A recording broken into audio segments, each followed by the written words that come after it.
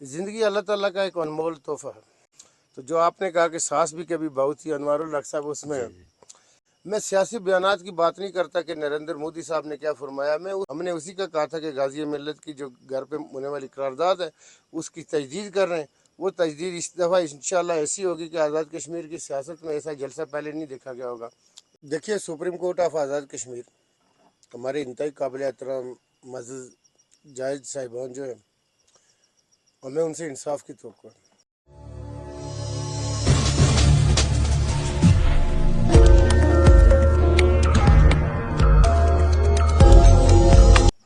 बिस्मिल्लाहिर्रहमानिर्रहीम।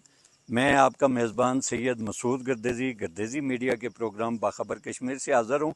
और आज मेरे मेहमान हैं साबिक़ वज़ीर-ए-आज़म आज़ाद हुकूमत रियासत जम्मू और कश्मीर और तहरीक इस्तेकाम पाकिस्तान के सदर सरदार तनवीर इलियास खान साहब। तो आपको मैं अपने प्रोग्राम में खुशामदीद कहता हूँ और ये मेरी खुशबख्ती है कि आप यहाँ आज सरदार पैलेस भंगोई में मौजूद हैं। इतना अच्छा मौसम है, तो इस मौसम के साथ साथ मैं आपसे ये जानना चाहूँगा कि ये ज़िंदगी है क्या। आप इसके हवाले से क्या कहना चाहेंगे कि ये ज़िंदगी क्या है? अस्सलाम वालेकुम गर्दी साहब, बहुत शुक्रिया आपका। आपने टाइम निकाला हमसे बातचीत करने के लिए और आपके ज़रिए ये बातचीत दूसरे लोगों तक पहुंचती है। मीडिया उसका एक मेन ज़रिया होता है। आप हमेशा बरादराना मेहरबानी के साथ, कमाल मोहब्बत और अकीदत के साथ जब भी मैं आता हूँ यहाँ पे, आप टाइम निकालते हैं और आपके ज़रिए लोगों तक हमारी बात पहुँचती है। देखिए, ये बहुत ही आम सवाल है ज़िंदगी के हवाले से। ज़िंदगी अल्लाह ताला का एक अनमोल तोहफ़ा है और ये ऐसा तोहफ़ा है कि ये अनमोल भी है और इसके साथ ये इम्तहान भी है। अगर इसके साथ हम कमा हक को अगर इंसाफ न कर सकें तो फिर हमारे जितने भी अमाल और मामलात हैं वो एक डस्टबिन का जो है ट्रैश तो हो सकते हैं, तो उनकी कोई हैसियत नहीं होती। किसी बड़े समीदार आदमी ने एक बात की थी कि ये एक डायमंड है जी। ये हर एक उस इनफरादी आदमी पे मैसर है कि वो इसको कैसे तराशता है। तो ज़िंदगी की ये एक बड़ी अच्छी तारीफ़ है। वैसे एक बुज़ुर्ग है, वो कहा करते हैं, मुझे बड़ा अच्छा लगता है। अब चूँकि जब आप अमाल और मामलात की बात करते हैं तो वो ये कहते रहते हैं कि अगर खिला लिया तो बंदगी, खा लिया तो गंदगी। तो ये बहुत सारी चीज़ें अल्लाह ताला ने हमें रखा हुआ है इसमें, हम इसको कैसे देखते हैं उसे ज़रूर देखना चाहिए। अच्छा, चूँकि आजकल आज़ाद कश्मीर में बहुत सारी बातें, नई बातें गर्दिश करती हैं और एक बड़ा अहम और दिलचस्प बात यह भी है कि सास भी कभी बहू थी।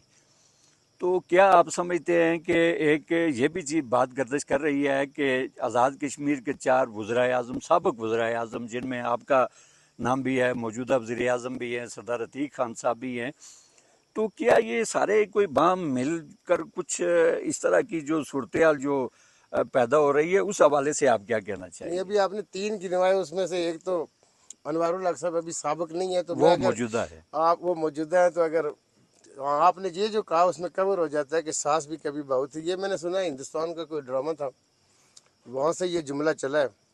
तो चौथे कौन है इसमें? एक सरदार अतीक साहब हुए, अनवारुल हक साहब हुए, एक मुझे आप अगर उसमें शामिल कर रहे हैं तो चौथे कौन है? चौथा अगर आपका इशारा राजा फारूक कदर खान साहब की तरफ अगर है। देखें, बात यह है कि मैं अभी मुजफ्फराबाद में हमारे एक साफ़ी दोस्त ने मुझे कहा कि आप साबिक़ वज़ीर-ए-आज़म रहे। तो मैंने कहा जी, वज़ीर-ए-आज़म में साबिक़ नहीं था, मैं वज़ीर-ए-आज़म था, अब मैं साबिक़ हूँ। मैं आपको बड़ा इंटरेस्टिंग बताता हूँ। हमारा एक एनवायरनमेंट के हवाले से सारी दुनिया इस चैलेंज से दो चार है। तो एक ग्रुप बन रहा है जिसमें एक सऊदी अरब की एक शहज़ादी है जी। जो इस वक्त सऊदी अरब के वज़ीर ख़ारिजा है, उनकी बहन है, और एक फजेरा की शहज़ादी है, उसका नाम भी रियासत के ऊपर प्रिंसेस फजेरा है। तो उसमें हमारे एक दोस्त हैं यूके से, बैरिस्टर आबद, तो उन्होंने एक प्रेजेंटेशन तैयार की हुई थी जो उन शहज़ादियों को भी दिखा रही थी और मुझे उन्होंने दिखाई। तो उसमें मुझे लिखा हुआ था कि साबिक़ पॉलिटिशियन, फार्मर पॉलिटिशियन। जी।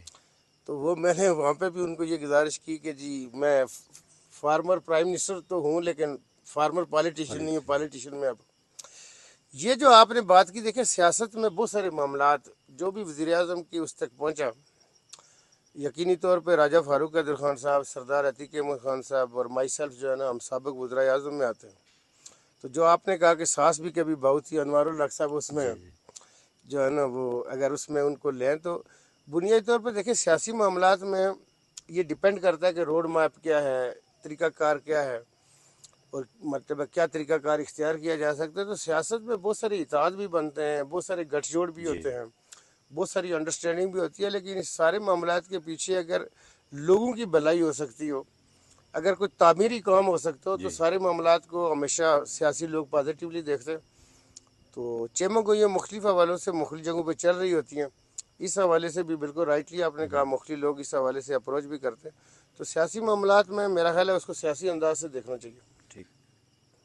अच्छा, एक और चूँकि सियासी हवाले से और चमागोइयों के हवाले से बात उसी सलसल को मैं आगे बढ़ाऊँगा कि आपकी और अनवारुल हक साहब के जो वज़ीर आज़म हैं आज़ाद कश्मीर के मौजूदा, तो आपके दरमियान कुछ मज़ीद कुछ ये पेशरफ्त हो रही है? बाद लोग कह रहे हैं कि कोई पसे पर्दा कोई इनके दरमियान कोई राब्ते हो रहे हैं, क्या मुलाकातें हो रही हैं? तो क्या इन बातों में कहाँ तक सदाकत है? ये गर्दी साहब, अभी जब मैं कोई 3 दिन पहले मुजफ्फराबाद में था, तो हुकूमत का एक हमायत याफ्ता अखबार है जो वज़ीर आज़म साहब की हमेशा हमायत करता है, उन्होंने एक ख़बर इस तरह की रिपोर्ट की जो मेरा चार कालमी ख़बर थी, और उस खबर को लेके फिर आज़ाद कश्मीर के दूसरे कुछ अखबारात ने भी ऐसी बात की है। देखिए सियासी तौर पे आपने देखा कि तकरीबन जो अनवारुल हक साहब का 14 माह का टाइम है, इसमें अपोजिशन सिर्फ मैंने की है जी। इसलिए कि मैं ये कहता हूँ कि 53 के हाउस में मतलब 53 का हमारा सारा हाउस है, और 53 में से 48 वोट अनवारुल हक साहब को पड़े। तो हजरत किबला को जब ये वोट पड़े तो पाकिस्तान पीपल्स पार्टी हो गई, पाकिस्तान मुस्लिम लीग हो गई, दो सियासी जमातें ऐसी हैं कि उनके साथ एक एक सीट है, लेकिन वो भी अपोजिशन बेंचों पे नहीं बैठे। उसमें मुस्लिम कॉन्फ्रेंस है और JKPP है, तो वो भी हुकूमती इत्तेहाद का हिस्सा बन गए। तो हमने अपोजिशन की है। बाकी सियासी मुलाकातों के हवाले से तो देखें, शादी में, जनाजे पे, ऐसे ओकेजन पे लोगों की एक दूसरे के साथ मुलाकात हो जाती है। तो अनवारुल हक साहब के साथ अभी हमारी उस तरह मुलाकातें नहीं हुई, लेकिन ये है कि अगर मुलाकात किसी लेवल पे होती है तो वो देखा जाएगा कि मुलाकात किस हवाले से है। जिस अखबार ने ये खबर ब्रेक की है उसने अपना सोर्स नहीं दिया। अब वो अपने ज़राए अगर देते हैं, जो दूसरी जगहों पे स्पेकुलेशन हो रही हैं कि वो किस मुलाकात का वो रेफरेंस दे रहे हैं, अगर वो अपना सोर्स दे देते तो उससे उसकी मेरा ख्याल है बेहतर अंदाज में उसको अंडरस्टैंड किया जा सकता है। तो ये मेरा ख्याल है कि स्पेकुलेशन की बुनियाद पर ये खबर दी गई, लेकिन ये आपस में तमाम लोग ये मानेंगे कि पिछले 14 माह के टाइम पे सिर्फ अपोजिशन मैंने की। जी बिल्कुल। अच्छा, चूँकि आप इल्मी शख्सियत भी हैं, साथ साथ मैंने बहुत सारे आपके इंटरव्यूज़ भी किए, तो मुख्तलिफ अमूर पे आपको अबूर भी हासिल है, तो तसव्वुफ़ के हवाले से आप क्या कहना चाहेंगे? बहुत शुक्रिया गर्दी से, बड़ा आम सवाल है। इसके लिए तो एक मतलब चैप्टर और सीरीज़ दर सीरीज़ प्रोग्राम हूँ तो उसके ऊपर जवाब शायद देना नामुमकिन हो। बुनियादी तौर पे अगर आप मुझे कहें कि मुख्तसर तरीन अंदाज में तसव्वुफ़ के बारे में बात की जाए, तो तसव्वुफ़ जो शयूख थे और जो सूफिया इकराम थे, उन्होंने एक रास्ता आपको बताया, एक तरीक़ाकार है जो शरीयत के साथ मुत्तसिल है, जुड़ा हुआ है। वो क्या तरीक़ाकार है कि आप रूहानी बालिदगी हासिल करें। अगर किसी ने, जिस तरह मैंने शुरू में अपनी ज़िंदगी के हवाले से बात की थी, तो अगर कोई बंदा रूहानी तरक्की की मनाजिल तय करना चाहता है और रूहानी बालिदगी हासिल करना चाहता है, तो वो फिर शरीयत की जो शारा है तसव्वुफ़ वाली, इसके ऊपर आएगा और वो रूहानी मनाजिल तय करता जाएगा। और इसकी आखिरी मंजिल क्या है, डेस्टिनी क्या है, ये सिर्फ इस राह के ऊपर चलने वालों को पता होता है। बड़ी बड़ी मनाजिल है, इसमें कुतुब है, अबदाल है, कलंदर, मतलब बेशुमार इसकी मनाजिल हैं। लोग आगे चढ़ते जाते हैं और अपने रब कायनात के यहाँ पहुँचते हैं जहाँ पे उनकी मंजिलें होती हैं। अच्छा, चूँकि आपने तवील अरसे के बाद आज़ाद कश्मीर में बल्दियाती इंतखाबात, जबकि आपको इस हद तक जो मेरी मालूमात है ये कहा गया कि हुकूमत यानी इक़्तिदार या बल्दियाती इंतखाबात, तो आपने बल्दियाती इंतखाबात को तरजीह दी, बल्दियाती इंतखाबात करवाए, महदूद वसाइल की मौजूदगी में करवाए।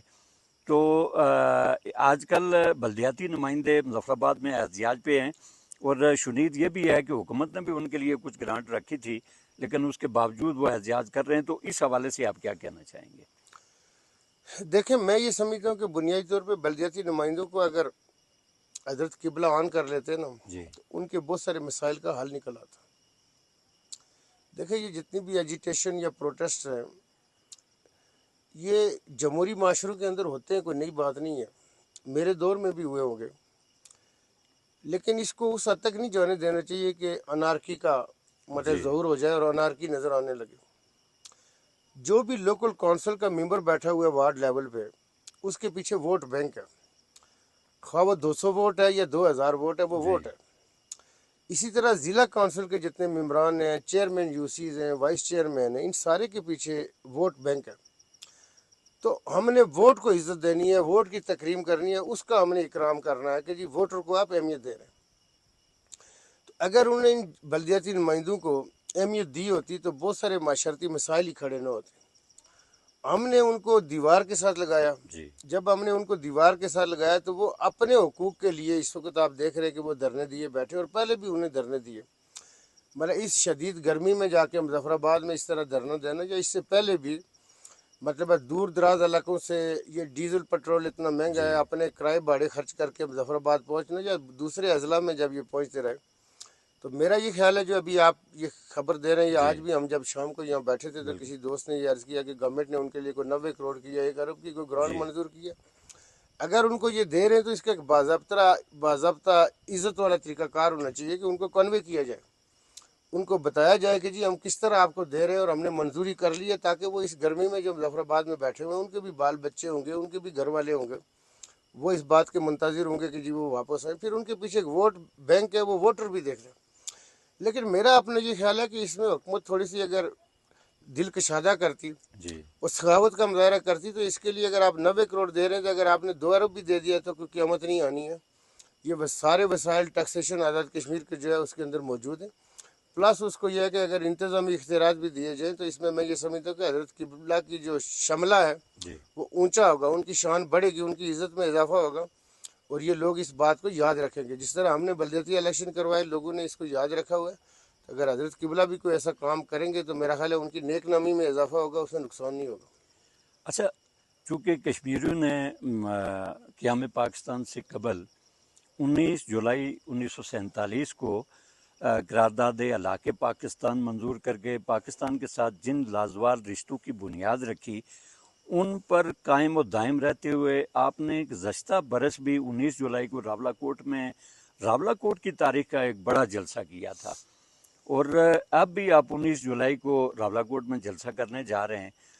اور یہ بھی شنید ہے کہ 19 جولائی کو جے کے پی پی بھی وہاں کوئی پروگرام رکھتی ہے. تو اس حوالے سے آپ کیا کہنا چاہیں گے؟ دیکھیں، بنیادی طور پہ ہم یہ سمجھتے ہیں کہ جب 14 اگست 1947 کو جب پاکستان کا مارد وجود میں آنا تھا، اس سے پہلے 19 جولائی کو جو سری نگر میں جو قرارداد منظور ہوئی تھی، چونکہ مسلمانوں کی آبادی کشمیر کی 84% کے قریب تھی. لیکن آج یہ دیکھیں کہ جو جموں کا پنڈت ہے، ہندو وہاں جی بیٹھا ہوا ہے، وہ بھی پاکستانیت کی بات کر رہا ہے. وہ پاکستان کے نظام حکومت کی، نظام سیاست کی بات کر رہا ہے، نظام معاشرت کی بات کر رہا ہے. میں سیاسی بیانات کی بات نہیں کرتا کہ نریندر مودی صاحب نے کیا فرمایا. میں اس جموں کے اندر آپ دیکھیں کہ جہاں پہ ہندوستانی سرکار یہ سمجھتی تھی کہ ہم نے سارے معاملات طے کیے ہوئے، ہمیں جموں میں کوئی مسئلہ نہیں ہوگا، جہاں پہ وہ یورپین سفرائے کرام کو وہاں پہ لانا چاہتے تھے، یورپین ڈیلیگیشن کو لانا چاہتے تھے. تو آپ جموں کے اندر پوزیشن دیکھ لیں، صرف ویلی نہیں ہے. تو پونچھ کے خطے میں تو یہ تھا ہی تھا. تو ہم نے پچھلے سال ایک پروگرام کیا تھا جو بڑا عظیم الشان پروگرام جی تھا، جو عوامی اجتماع تھا، عوامی جرگہ تھا، جس کی صورت میں لوگوں نے اس قرارداد جو تھی 19 جولائی 1947 جو غازی ملت علیہ رحمہ کے گھر پہ ہوئی تھی، اس کا ہم نے تجدید نو کی تھی، حیا کیا تھا ہم نے اس کا. اس دفعہ پھر انشاءاللہ 19 جولائی کو ہم پروگرام کریں گے. جموں کشمیر پیپلز پارٹی نے پچھلی دفعہ 19 جولائی کو نہیں کیا تھا، انہوں نے شاید 2 دن بعد کیا جی تھا، چونکہ اس میں بعض اوقات اس دفعہ بھی محرم کی تاریخیں بھی ہیں، اس میں دن 1-2 آگے پیچھے ہو سکتے ہیں، ٹھیک. اس سے کوئی فرق نہیں پڑتا. لیکن اگر جموں کشمیر پیپلز پارٹی والے جا کے اس کا پروگرام اسی دن کر رہے ہیں تو وہ کریں، ہماری طرف سے مطلب ہم موسٹ ٹھیک. ویلکم کہیں گے، وہ اپنے طور پہ کریں. ہر آدمی کی اپنی اسٹرینتھ ہے. पिछली दफ़ा भी कोई 42 के करीब लोगों ने लोग गिने थे कि जो 42 के करीब उनके साथ लोग थे, वो अगर इस वक्त 4200 भी इकट्ठे कर लेते तो हमें कोई एतराज़ नहीं है। हमारा चूँकि हम सियासत करते हैं, सियासत में हमारा एक तरीक़ाकार है। हमने उसी का कहा था कि गाज़ी मिल्लत की जो घर पे होने वाली करारदाद है उसकी तजदीद कर रहे हैं। वो तजदीद इस दफ़ा इंशाअल्लाह ऐसी होगी कि आज़ाद कश्मीर की सियासत में ऐसा जलसा पहले नहीं देखा गया होगा, ऐसा इज्तिमा नहीं देखा गया होगा, वो इंशाअल्लाह हम करेंगे। ठीक। अच्छा, चूँकि अवाम की बड़ी तवक्कात जो हैं वो 19 जुलाई के ये जो हालिया जलसा आम है उसके हवाले से वो वाबस्ता किए हुए हैं, तो इस दफ़ा ये जो बड़ा जलसा आपने कहा कि बड़ा तारीख में बड़ा ये भी जलसा होगा, तो इसमें दीगर कौन कौन सी शख्सियत आपके साथ वहाँ आ रही हैं?